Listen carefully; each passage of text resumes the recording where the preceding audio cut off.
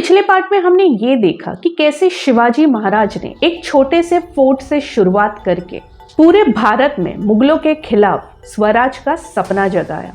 लेकिन दोस्तों कहानी यहीं पे खत्म नहीं होती है। शिवाजी के बाद मराठास इतने पावरफुल थे कि पूरा नॉर्थ इंडिया उनके कदमों के नीचे था। लेकिन जब ताकत ज्यादा होती है तो उसे तोड़ने वाले भी ज्यादा होते हैं, और इसी ताकत और घमंड ने एक महान साम्राज्य को अंदर से तोड़ कर रख दिया। यह है मराठा एम्पायर का दूसरा और अंतिम अध्याय, उदय से लेके पतन तक की कहानी। तो चलिए वीडियो को शुरू करते हैं।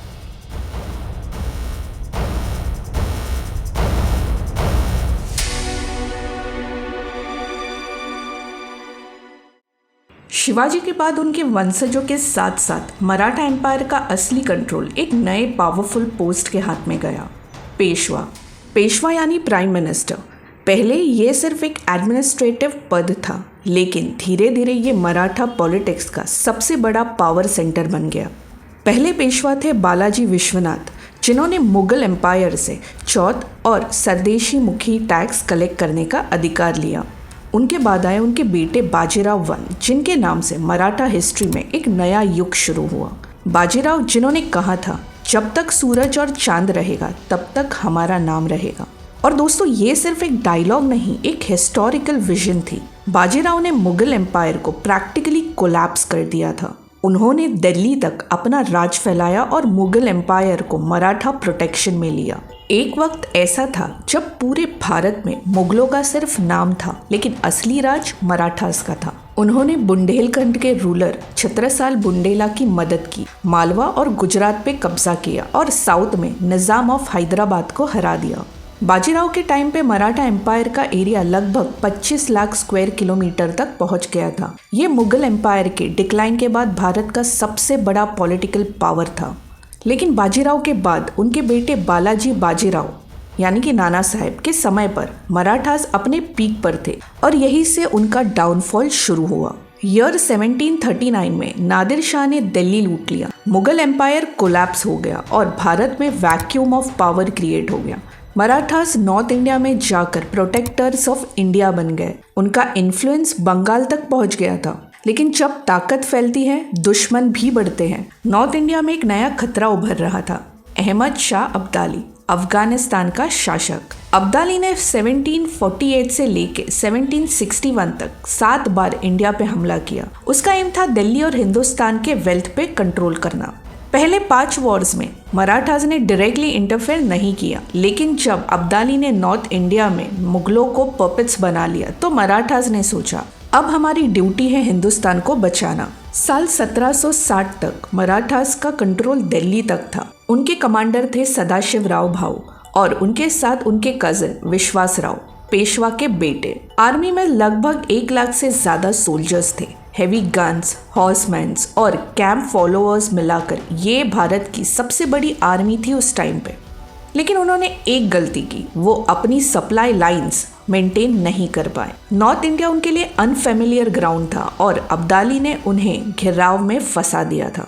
14 जनवरी 1761 third battle of Panipat, Indian history का सबसे खूनी बैटल। लगभग 1,25,000 लोग मर गए थे एक दिन के अंदर। मराठा आर्मी ऑलमोस्ट खत्म हो गई थी। सदाशिवराव भाऊ और विश्वास राव दोनों शहीद हो गए। पेशवा नाना साहेब ने जब ये खबर सुना तो शौक से उनकी भी मौत हो गई। अब्दाली ने बैटल जीती, लेकिन वो भी इतना कमजोर हो गया कि वापस अफगानिस्तान चला गया। इसीलिए हिस्टोरियंस कहते हैं पानीपत का विनर कोई नहीं था, सिर्फ भारत हारा था। पानीपत के बाद मराठा एम्पायर बिखर गया, पेशवा अथॉरिटी वीक हो गई और अलग अलग मराठा सरदार इंडिपेंडेंट होने लगे, होलकर, सिंधियास, भोसलेस और गायकवाड्स। फिर भी ये एंड नहीं था। मराठा स्पिरिट ने फिर से कमबैक किया।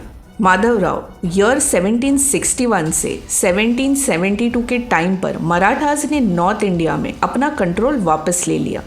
उन्होंने दिल्ली वापस कैप्चर किया और मुगल एम्पायर को फिर से मराठा प्रोटेक्शन में लिया। लेकिन इंटरनल पॉलिटिक्स ने फिर से उन्हें तोड़ दिया। पेशवा सिस्टम में करप्शन बढ़ने लगा और जब माधवराव मर गए तो लीडरशिप वैक्यूम क्रिएट हो गया। उनके बाद पावर आई नाना फडणवीस, महादाजी सिंधिया और होलकर फैमिली के हाथ में, जो आपस में ही एक दूसरे के खिलाफ रहते थे। यहाँ से एंटर करते हैं नए players, the British East India Company. 18वीं सदी के एंड तक ब्रिटिश कंपनी ने बंगाल, बिहार और ओडिशा पे अपना राज जमा लिया था। उनका नेक्स्ट टारगेट था दक्कन और मराठा टेरिटरी। मराठास उस टाइम डिवाइडेड थे, कोई ब्रिटिश के साथ अलायंस में था तो कोई उनके खिलाफ। ये डिवाइड ही ब्रिटिश का सबसे बड़ा वेपन था, divide and rule. First Anglo Maratha war साल 1775 से लेके 1782 तक ब्रिटिश और पेशवा के इंटरनल राइवल्स के बीच लड़ाई हुई। मराठास ने इस वॉर में ब्रिटिश को हराया। ट्रीटी ऑफ सालबाई के जरिए पीस हुई, लेकिन ब्रिटिश ने सीख लिया कि मराठास को सीधे नहीं अंदर से तोड़ना पड़ेगा। Second Anglo Maratha war year 1803 से लेकर 1805 में ब्रिटिश ने सिंधिया और भोसले को हराया, और थर्ड एंग्लो वॉर साल 1817-1818 में पेशवा बाजीराव को भी डिफीट कर दिया। 1818 में पेशवा बाजीराव II ने ब्रिटिश के सामने सरेंडर किया और पुणे पर ईस्ट इंडिया कंपनी का कब्जा हो गया। मराठा एम्पायर का ऑफिशियल एंड 1818 था, लेकिन उनका इम्पैक्ट खत्म नहीं हुआ। ब्रिटिश हिस्टोरियंस भी मानते हैं कि अगर मराठास एक यूनाइटेड अलायंस होते तो ब्रिटिश कभी भी इंडिया पर राज नहीं कर पाते। शिवाजी महाराज ने जो फाउंडेशन रखा था वो मुगलों को हिला कर गया और ब्रिटिश को डरा कर रख दिया। उन्होंने ये दिखाया कि एक लोकल रूलर भी एम्पायर बना सकता है अगर उसके पास विजन और विल पावर हो। आज भी महाराष्ट्र फोर्ट्स और उनके स्लोगन्स हर हर महादेव और जय भवानी सिर्फ एक आवाज नहीं, एक याद है उस समय की जब भारत के लोगों ने खुद के लिए खड़ा होना सीखा। तो दोस्तों, ये थी कहानी एक महान साम्राज्य की जो दक्कन के पहाड़ों से शुरू होकर दिल्ली के तख्त तक पहुंची थी।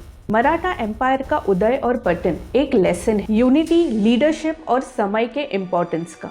शिवाजी महाराज ने कहा था, freedom is my birth right and I shall have it, और उनका ये विचार हर एक इंडियंस के दिल में आज भी जीता है। लेकिन ये कहानी अभी पूरी नहीं हुई है। अगले पार्ट में हम ये देखेंगे कि मराठा एम्पायर्स के गिरने के बाद कैसे ब्रिटिश ने पूरे भारत पर अपना राज जमा लिया और कैसे एक नए युग का आरंभ हुआ, द ब्रिटिश राज।